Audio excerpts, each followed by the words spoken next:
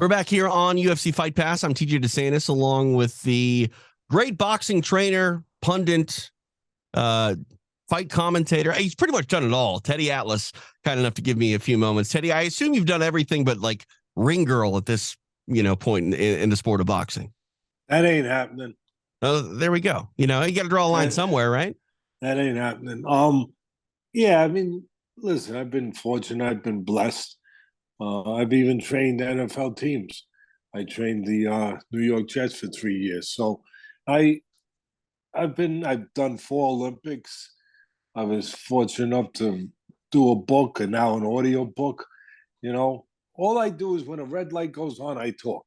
There you go. Because there's nothing else I really could decipher, because I am a bit of a caveman when it comes to technology, when it comes to anything, as I'm reminded by my beautiful family often, other than boxing, I got a problem. But thank God I know a little something about boxing and life, the fight that we all are involved in. As I like to use the metaphor, life is a fight. It's just matter what the heck you're fighting for. Right. We're all fighting for something at the end of the day, whether it's a literal fight or a figurative fight.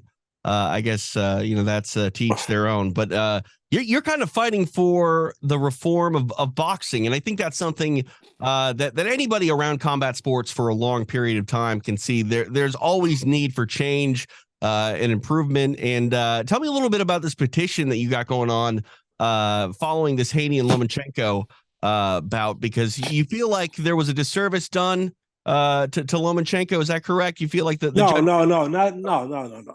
Listen, it's the cumulative stuff that's going on in boxing. It's every week. There's a bad decision, bad judgment by the ref, bad action by the ref. The administrators of the sport are not doing their job. The fighters are. They get in the freaking ring and they fight. Right. They're noble. You can't ask more than that. But the administrators, they don't. The sports, I hate to use the word. I've been in boxing 50 years. Yeah. But it's a corrupted sport. I mean, my mentor, Customano, used to say, Teddy, the only explanation is it's either incompetence or corruption, and nobody could be that incompetent that often, all the time, over and over. The problem, see, the Lomachenko fight, there was one judge, Dave Moretti, that it was a close fight. Either way, 1 point this way, 1 point that way, a draw, whatever you want to do. I don't really have a problem. Okay. But where I had a problem in that particular fight was there was one round that wasn't close, the 10th, where Loma looked like he might stop if he kept it going that way. And Dave Moretti gives the 10th round to Haney. Now, how do you explain that? So, and on top of that, Loma was a slow starter. Haney won the early rounds. Loma came on like a freight train. Nobody argued. Everybody was in agreement. Came on like a freight train late. Right. And yet he gives, this guy Moretti, gives 5 of the last 6 rounds to Haney. So that is where I have the problem. Not the final decision, but in those areas. But then the week before, you had the referee stop the fight where the house fighter, who had been losing the fight, gets the big underdog, a little trouble, but he's recovering. The punches miss. All of a sudden, the ref stops it. Is he saving the house fighter? I mean, it sure as hell looked like it. But the problem is that the sport has a history of this, and much worse than this. This is just recent. It's just, it goes back forever. That's the problem. And there's no separation of church and state. See, the people that make the money, there's no separation between them and the people that are supposed to be the administrators of the sport. That's the problem. That's why you need, it's the only major sport without a national commission. I mean, here's a beautiful illustration. It's not beautiful, it's ugly, but it's a description. It's very visual. Okay. I was at a dinner years ago in Europe, and I've been at them, unfortunately, in the United States too, where the night before the dinner, the promoter is throwing a big big dinner. Right. And it's the night before the big fight. And you know who's at the dinner? It's a big table. Looks like the Last Supper. At the table is all the officials, the judges, the referees, and the officials of the ranking organizations Right. at the dinner. Right. And the host is the promoter. And they're sitting at the dinner. They're having lobster. They're having caviar. Right. I can't stand caviar. I don't like fish that is not cooked or whatever it is, eggs. But they have the best of wine. It's a tremendous dinner. And at this dinner, see, people can get their mind around the old gritty movies where there's an envelope of cash handed underneath the table in a smoke-filled room with a guy with a cigar, you know, and he takes care. Here, you go down in 5. Here, you take care. No, it's not that. But at this table, you have the judges who are going to judge the next night, who are going to decide who's going to win the fight. Right. You have them sitting next to the promoter's assistants, the people that run the promotion, and they're saying to him, listen, my girlfriend's coming in. I'd like to get an extra plane ticket. Can I get? Yeah, no problem. We'll talk about that later. I'd like to, you know what?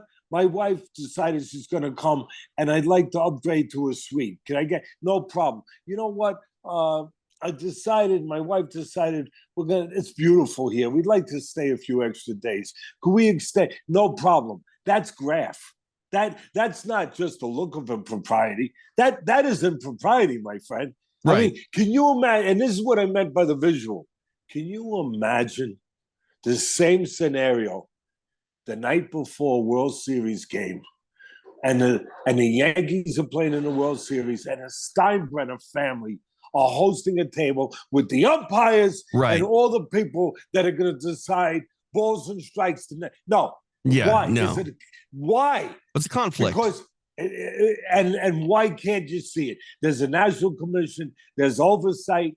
There is separation between the people who administrate the rules and the people who make money. There's no separation. I just explained it. Right. But I mean, let me ask you this though, Teddy, because you're talking about basically the jurisdiction being up to the states that they operate in. How would a federal commission be better than a state commission?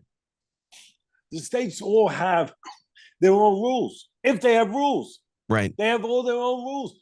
I want unilateral rules across the board. I like that. Uniformity is key. It's the most important thing, I think, in combat sports. 100%.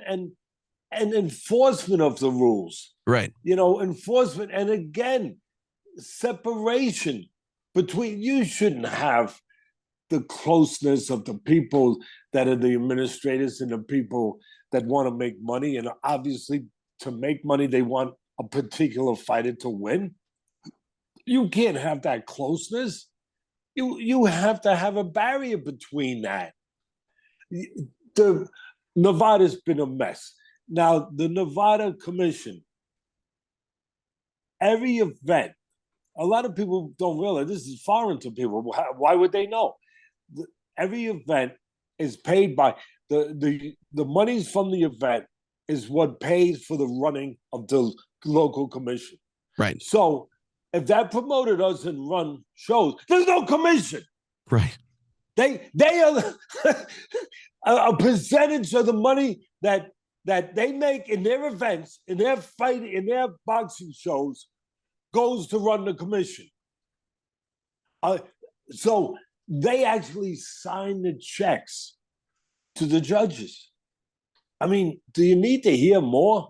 I mean, again, it's a look that's not a good look. Right. You know, I mean, hey, look, if you believe in this, Scouts Honor, all right, Scouts Honor, I ain't going to do nothing wrong. All right. But you know what? I don't believe in Scouts Honor anymore. Right. When I was a kid, maybe you would have got me on it. But when you've been in this business as long as I've been in it, and you see what you see. Right. And you know what and look, I did 4 Olympics. That was almost worse. And they finally got rid of AIBA. And they finally got rid of it. And I lost a job. I'm not working my job at ESPN because I used the word corruption on TV. and I got pushed a little bit out the door into your door. I'm doing your guys' fights now. How do you like that? Yeah. 50 years in boxing, now I'm doing UFC fights. And listen, I'm blessed. The audience has opened their arms. Dana has opened their arms. I couldn't be more blessed. I'm serious. And you know what? I learned something. Never close your mind. As much as I should have known this already, to something. I thought that your sport was just barbaric. And then I just started, and it's rough. It's rough. Like my sport. Hey, you go back 25 years ago. I'll give it to you, Teddy. I mean, the early days of the UFC and mixed martial arts was a a different thing than it is today. But now, and listen, it's still rough, but it's tough. I mean, really. But when I look at the science involved, now I'm able to see. I mean, my guys in my business, you got to worry about a left or a right coming at you. In yours, you got to worry about a left, a right, a knee, an elbow, a kick, a flying back kick. Right. You got to worry about. We're not even talking about the floor. And then you have to be able to go on the floor and play masterful floor physical chess. Yeah. On the floor, because that's what it is. It's chess. Yep. These guys are chess masters on the floor. One little move, your elbow's out too long, your arm's not behind the guy right, bang, boom, bang. But the guy's got you in a rear naked hold, whatever the heck it is, and you got a problem. You got to see. So what I'm talking about is, Teddy, where'd you game? You're still describing something that's pretty rough. Yeah, but cerebral too. Right. Cerebral, and to stay calm in such an uncalm environment. I mean, it's like Dorothy in The Wizard of Oz, where the house is torn around, and there's cows flying by, there's cars flying by, there's houses flying. I mean, just think about it. You're in that ring, you got elbows, you got kicks, you got all that, and you got to be calm. You got to navigate through that storm. You got to keep your wits about you, and then you have to be able to execute, pinpoint execution with a technique. I'll be damned if that shouldn't be respected or that shouldn't be appreciated at a better level than I used to appreciate it. Sure. And now I understand it. But I think there's been a meeting of both worlds, because I think there are a ton of mixed martial arts fans that looked at boxing as not necessarily the enemy, but something that was more of an opposition rather than an alliance, if you will. And now I feel like a lot of MMA fans will look at boxing as something that they appreciate, and vice versa. There's a lot more boxing guys that looked at MMA as being, this barbaric sport. Well, they're at least now calling it a sport. 100%. But we're looking at your sport now at the striking aspect of it. Yeah. Whereas, see, I look at it and I say, hey, that guy could almost be a pro boxer. I remember watching Max Holloway, a few times when he was on his game. I said, wow, that guy, the way he's moving, using the ring, using the octagon, using his jab. Wow, that guy could fit in my world. Right. So now we're judging it in different ways. Sure. Where I think the boxing fan will say, well, this guy is a good boxer. Maybe you call it kickboxing, whatever you want to call it. But this guy's a good striker. This guy could fit in anywhere, and then the thing that, again, some of my boxing brothers and sisters will get mad at me. That's all right. They get over it. My podcast is doing very well. They get over it. Thank God. Right. But we mess around with them over across the pond. I mess with them. I tell them they got crumpets over there and they're delicious and all that stuff. But they get a little mad, but it's not fair. And that was one of the things that kind of separated and at the same time drew the two sports together in a very curious way, where the question was, who would win? A great MMA guy or a great boxer? Who would win? And that always mesmerized people. And that kept people, intrigued to the point where they would peek at both to see, and they still do. But here's where it becomes a little, and again, some of my fans are going to get mad, but unfair, because it's not fair to the MMA fighter when he fights a boxer and there's only boxing rules. Right. I mean, that's not. And then people say, Teddy, the boxer wins all the time. I say, well, maybe if you actually unleashed Right. the chains from the UFC fight and said you could kick the guy in the head, you Right. could take him to the mat, and if he doesn't get caught on the takedown with an uppercut or something, which is possible, and Sure. that's what would make it really intriguing, is that can he catch him on the outside? Can he control the geography, as I always talk about, that he has to control on the outside, where he doesn't let the MMA fighter get close to him, take his legs down, because once he's on the mat, well, I mean, you don't need Teddy Atlas to tell you that the MMA guy is going to dominate, because that's his life. Yeah. I mean, that's what he does. That's what he's done since maybe he was 12 or 11 or 10 or whatever. Just like a boxer has been boxing since he's 10, 11, 12. And he's got 200 amateur fights to go along with whatever he's got now as a pro. So that's where it gets, that's where it's like you're not getting a fair estimation in those areas. Yeah, I agree with that. Better. Let me ask you this. Do you think that, I mean, we've seen some crossover. We've seen, Conor McGregor move over to boxing to fight Floyd Mayweather. We've seen James Toney enter the octagon against Randy Couture. Do you think there's a hybrid rule set that would allow both sports to compete in a way where, all the talents were essentially highlighted without it being a full mixed martial arts fight, like some sort of modified stand-up only rules? I just stood up for boxing. I mean, I stood up for your sport. Now I'm going to stand up for mine. Sure. And so my fans don't stay mad at me. There you go. Okay? A little bit, even though I don't really do things for that reason. But it sounds good. If we do that, then it's MMA. Then it can't be fair to the boxing, because once you introduce anything outside of the traditional, what goes on in a traditional boxing ring, standing, using your legs to move, not kick, punching, moving your head for defense, but nothing else. Nothing. Once you introduce anything, kicking, obviously going to the mat, you have now changed it forever, because unless it's a boxer who was over in Indonesia or wherever it is that, some of these areas where they do kickboxing at a high level, and, where it's a dominant sport over there, and they come over here with 50 kickboxing. Okay, Adesanya has some of that background. Okay, then you get a boxer that has the kickboxing background, fine. But there ain't too many of them. Right. So other than that, I don't see, and you're asking the right question, but I don't see a meeting of the minds that way. I don't see a compromise where both sports would be treated fairly. It's either all or nothing, one way or the other. I think you're right with that. Yeah, you change everything in boxing. Right. Because now you'd say, okay, let's go out and get some kickboxers. Right. Let's go find some kickboxers. Right. That, that have been fighting in areas where kickboxing is prevalent. Right. Yeah. The Fight with Teddy Atlas, that's your podcast. That's available everywhere, correct?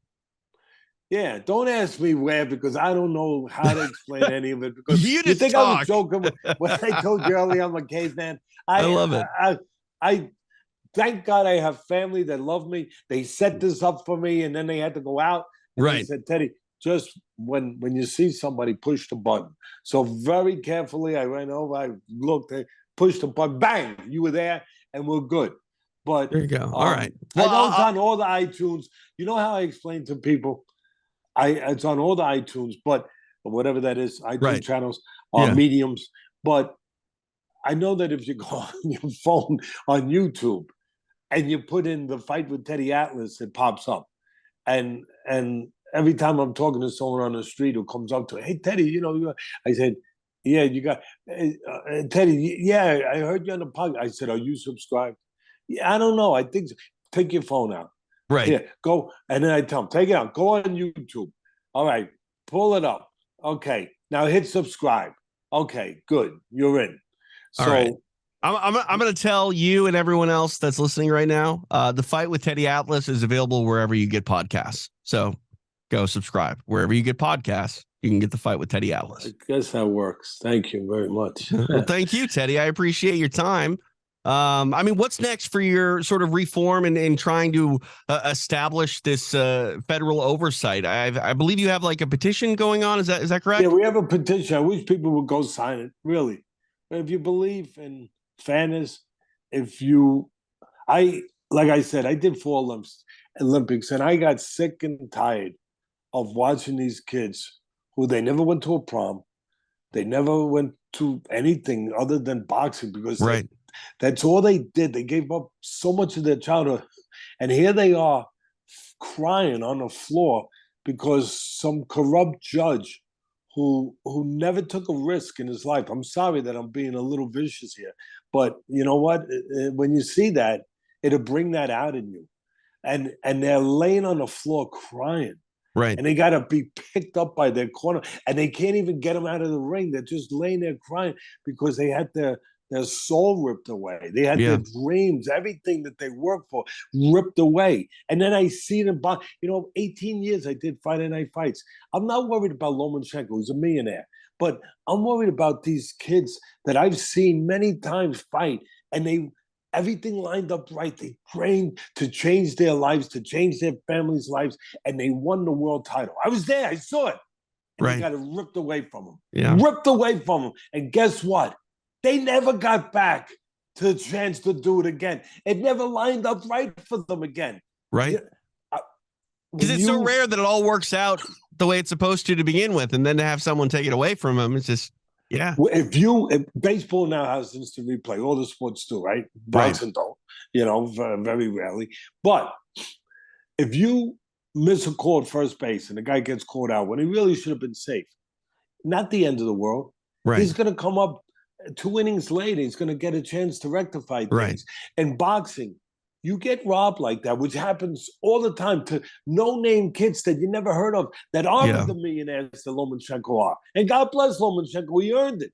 But I'm just saying, those are the ones, you know where they go? You know where they get sent to the back of the line to face thousands of punches again, all over the country, with the chance that they never get back there. And I can't remember one of them. And I saw so many of them. God, I saw so many. I don't remember one of them ever getting back. And they were right there to change their poor kids, there to change their families' lives, to change their lives. And they had some pencil pusher rip it away from them. Are you kidding me?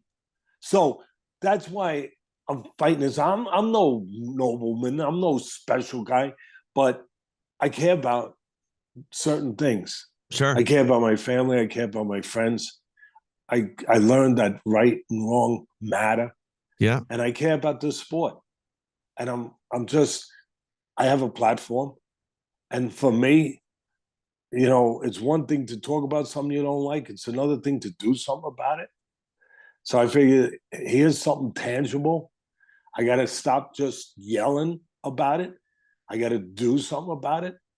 And the tangible thing is to start a petition for a national commission that will bring all the reform, all the oversights that I'm talking about, and much more, and bring it to Congress. That's our plan, to bring it. We've already had with our lawyers, we've all pro bono, by the way, all pro bono, where we're going to take it to Congress. We've already had conversations with people in D.C., where once we get our oars in order, we're going to take it to them, and we're going to see if we can actually get this done, and invoke change in this sport that needs change.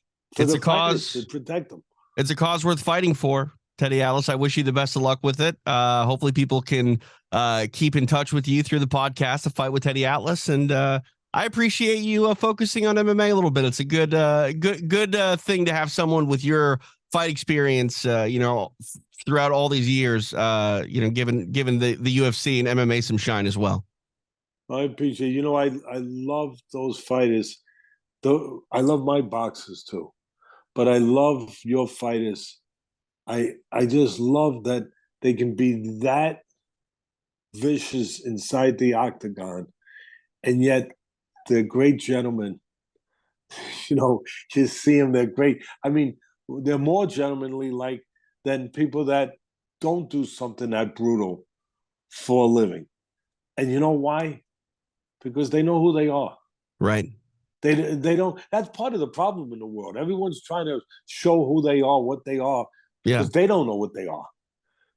So it causes all kinds of chaos in their head, where they're going out there doing all kinds of disruptive stuff. Where if they just were a little bit more satisfied with who they are and at peace with who they are, you wouldn't have a lot of that. These guys are. They know that they're bad men. and in that ring, but they don't have to be bad men outside it. Right. 100%. Teddy, appreciate your time, sir. Best of luck with everything moving forward. And I'm sure we'll be chatting soon, before too long. Thank you. Take care.